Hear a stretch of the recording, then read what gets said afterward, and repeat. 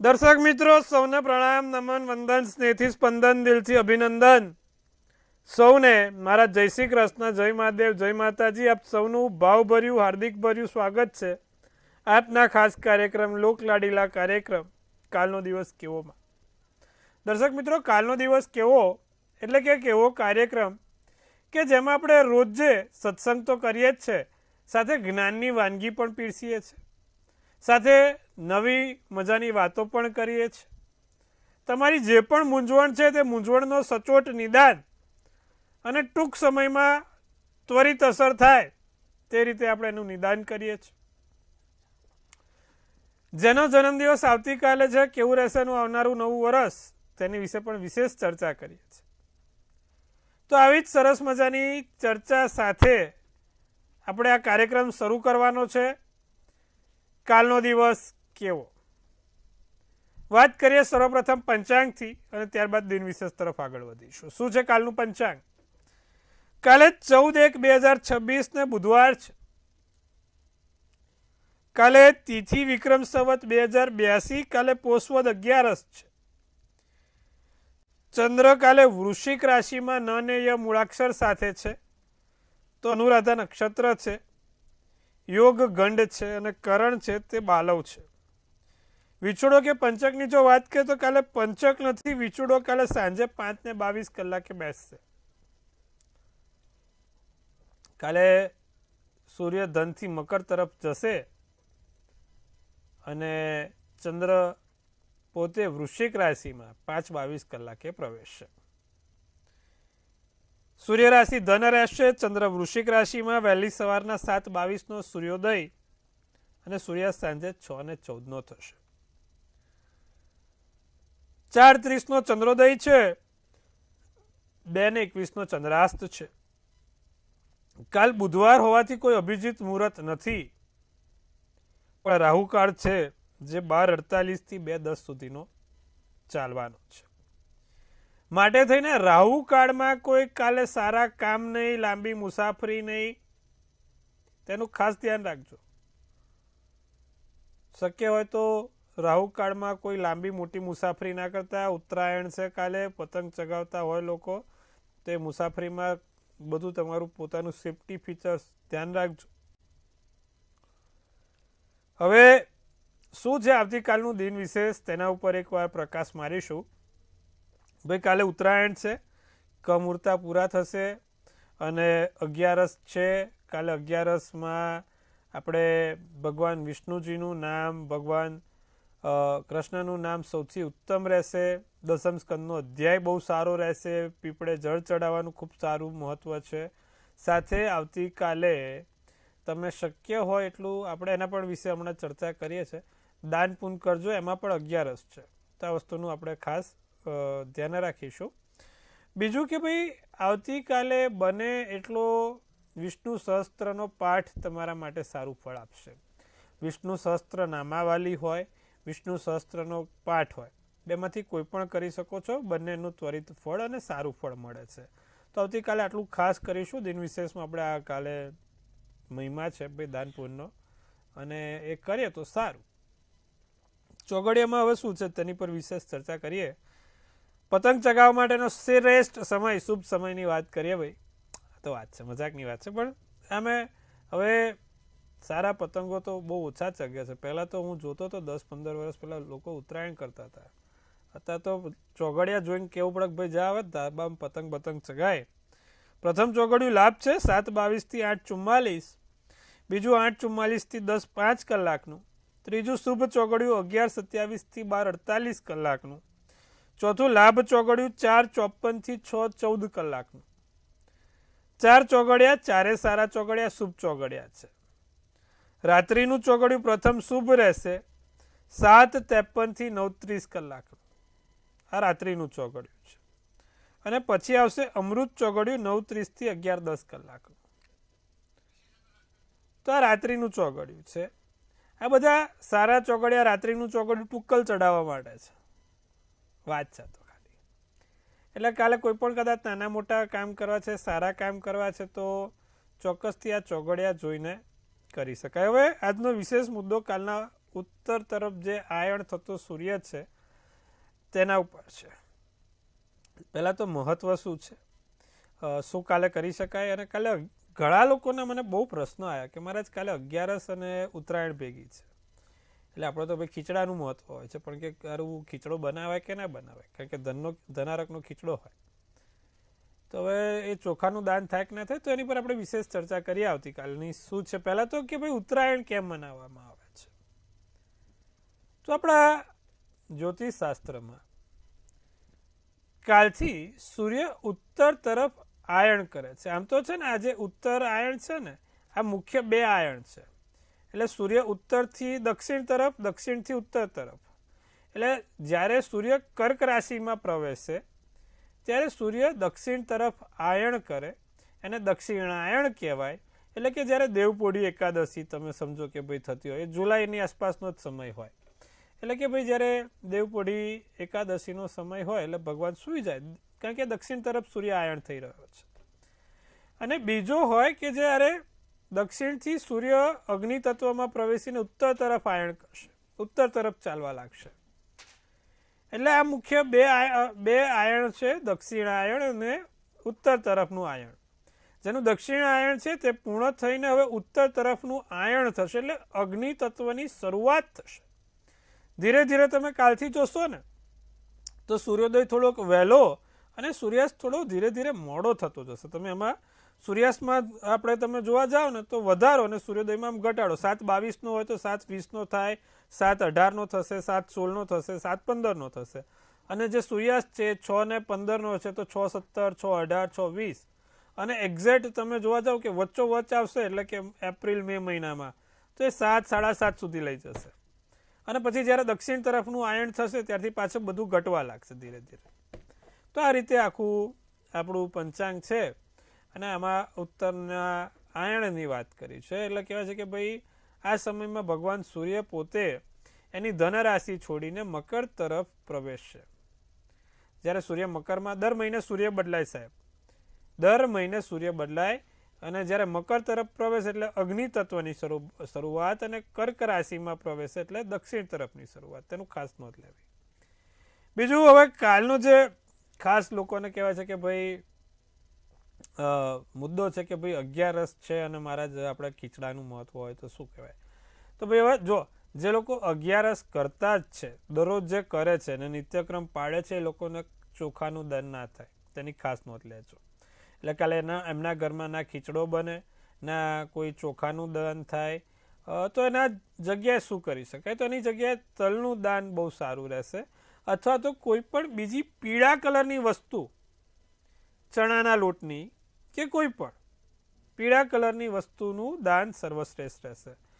હવે કાળા તલનું પણ મહત્વ છે, કાળા કચરિયાનું પણ મહત્વ છે. કાળી વસ્તુનું કાલે દાન કરો એમાં કોઈ વાંધો નથી, કારણ કે સૂર્ય મકરનો છે ને મકરનો સ્વામી શનિ છે.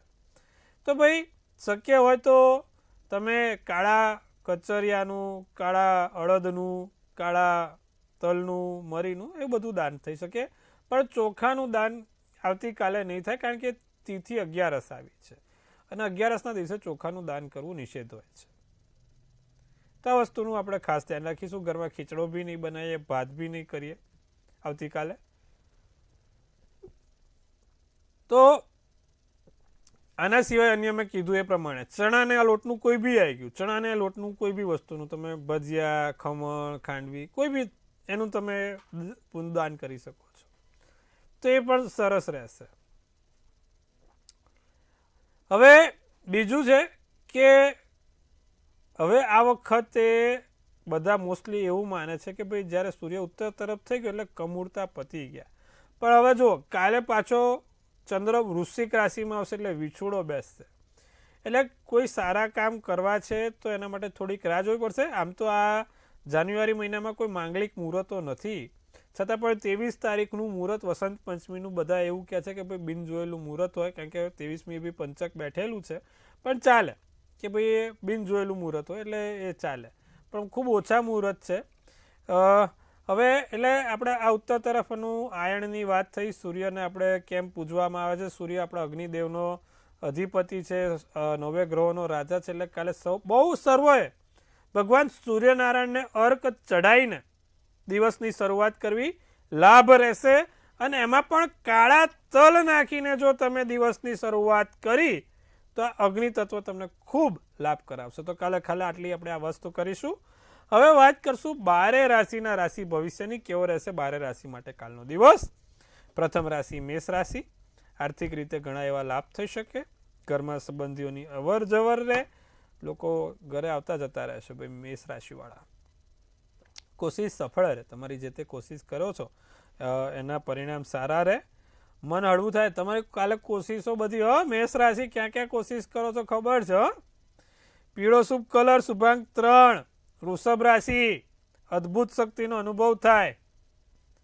અનોખું તેજ આવે. માથા પરથી ભાર ઓછો થાય.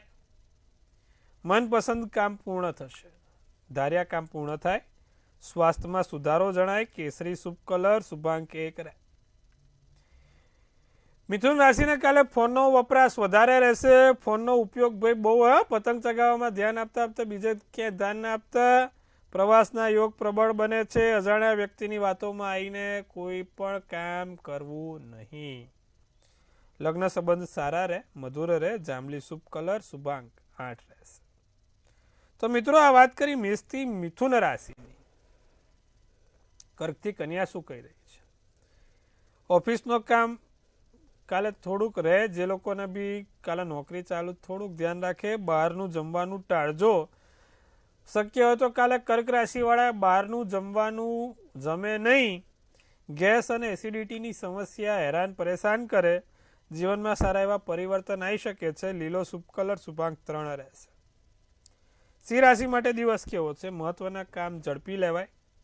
લક્ષ્યને હાંસલ કરીને તમે તમારી પોતાના જે પણ નિત્યક્રમ ગોલ છે તે સુધી પહોંચી શકો છો. વડીલોના આશીર્વાદથી ધારેલા કામ સારા રહેશે.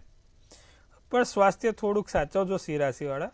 અત્યારે સિઝન થોડીક બરોબર નથી માટે ખાસ સાચવવાનું છે. કથ્થઈ શુભ કલર શુભાંક 1 છે. કન્યા રાશિ શું કહે છે? પગે વાગે નહીં તેનું ધ્યાન રાખજો.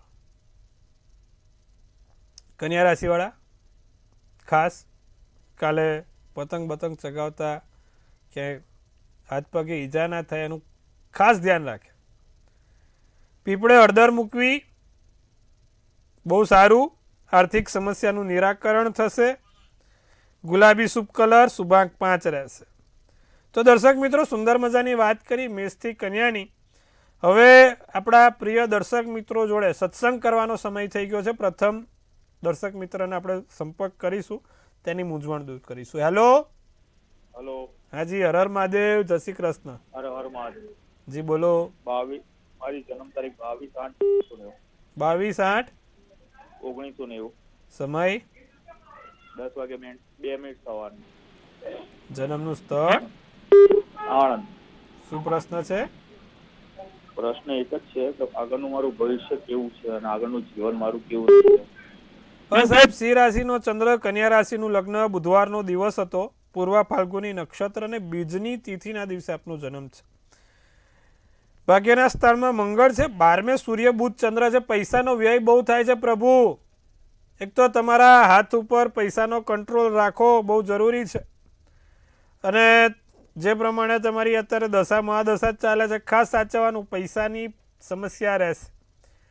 શું કરવાથી લાભ થાય? પ્રથમ આંગળીમાં એક ઉપેલ નામનો રત્ન પહેરો અને શ્રી સુક્તમનો પાઠ નિત્યક્રમ કરો. દર શુક્રવારે માં લક્ષ્મીજીને 5 કમળ કાકડી ચડાવવાનું રાખો. જેથી ભવિષ્યમાં પણ પૈસાને લગતી સમસ્યા આવે નહીં. પૈસા ખોટા ખર્ચાય નહીં. આકસ્મિક ખર્ચાઓ બંધ થાય. આટલું કરીશું લાભ જોવાશે. અન્ય દર્શક મિત્રને સંપર્ક કરીશું. તેમની મૂંઝવણ દૂર કરીશું. ભાઈ હેલો. હેલો. હાજી જય શ્રી કૃષ્ણ. જય મહાદેવ બેન. જય શ્રી કૃષ્ણ. જય મહાદેવ. કેવો લાગે તમને અમારો કાર્યક્રમ? બહુ જ સરસ લાગે છે અને અમને તો ખૂબ જ સરસ માર્ગદર્શન મળી રહે છે આમાંથી. તમે નિત્યક્રમ જોવો છો? ડેઈલી માટે જોઈએ છે. ખૂબ સરસ, આનંદ થયો. બોલો શું આપની મૂંઝવણ છે?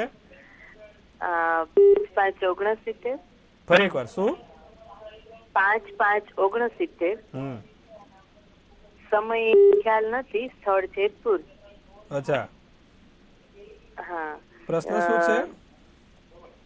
પ્રશ્ન એવું છે કે મારા હસબન્ડને જમીન મકાનના કામમાં કેવી લેણા દેણી છે? હવે જો ધનુ રાશિનો ચંદ્ર કર્ક રાશિનું લગ્ન સોમવારના દિવસે તમારા હસબન્ડનો જન્મ હતો, પણ નક્ષત્ર મૂળ હતું. જ્યારે જન્મ્યા ને ત્યારે મૂળ નક્ષત્રમાં જન્મ છે અને ચોથની તિથિ હતી. સૂર્ય શનિ જોડે છે. મંગળ તો 5મે સ્વગૃહી બેઠો છે, પણ આ સૂર્ય શનિ કર્મના સ્થાનમાં એમને છે ને કોઈ સીધી લીટીએ કામ ના પતવા દે. શું થતું હશે?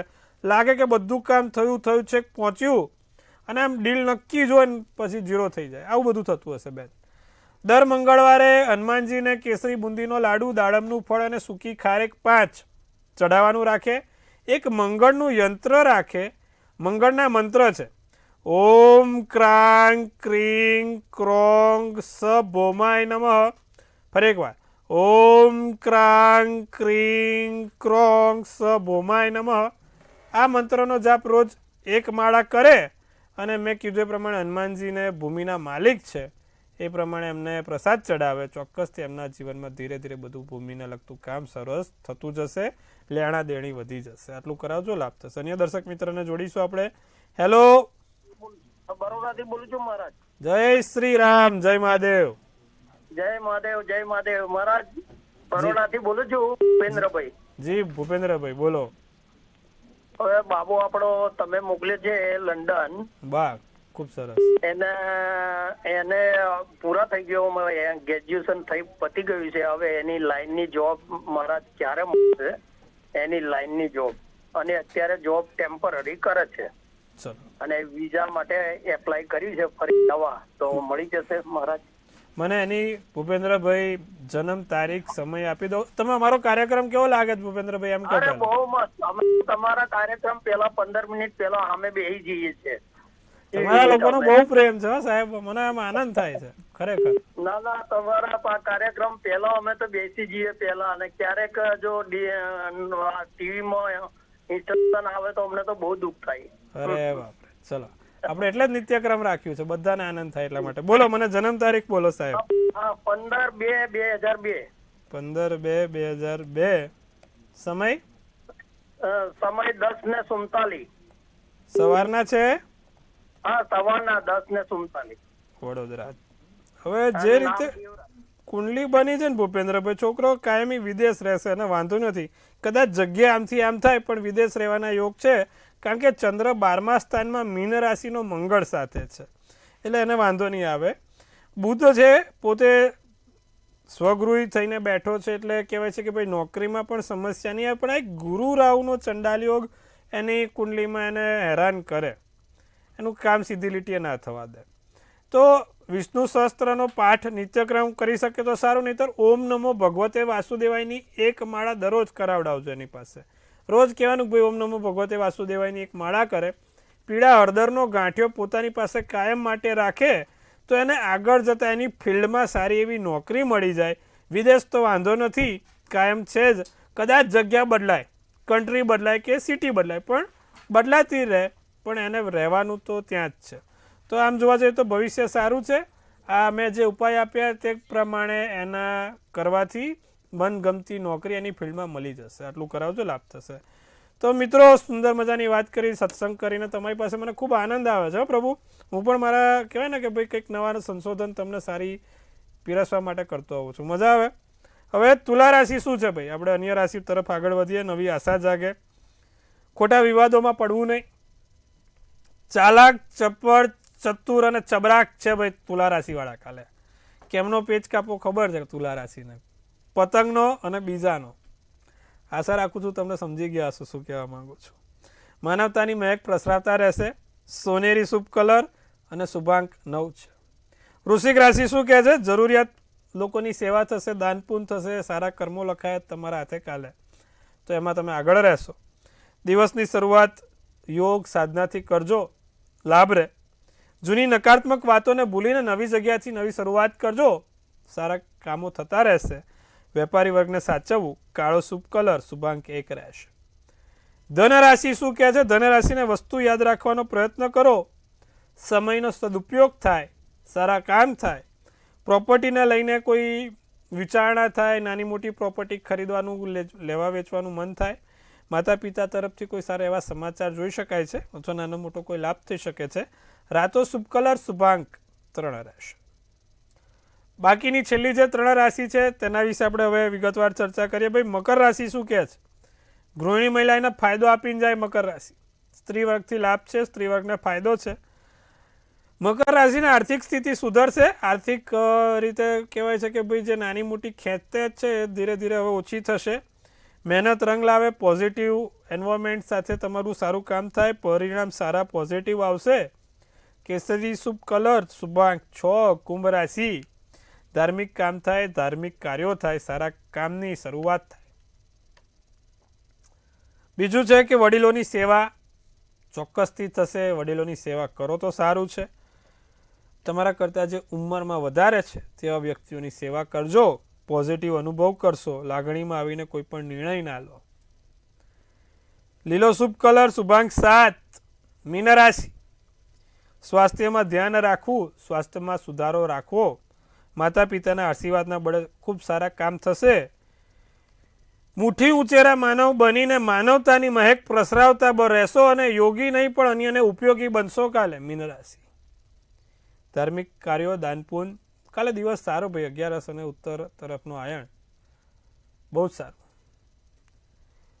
વાદળી શુભ કલર શુભાંક 2 છે. તો દર્શક મિત્રો સુંદર મજાની 12 રાશિની વાત કરી.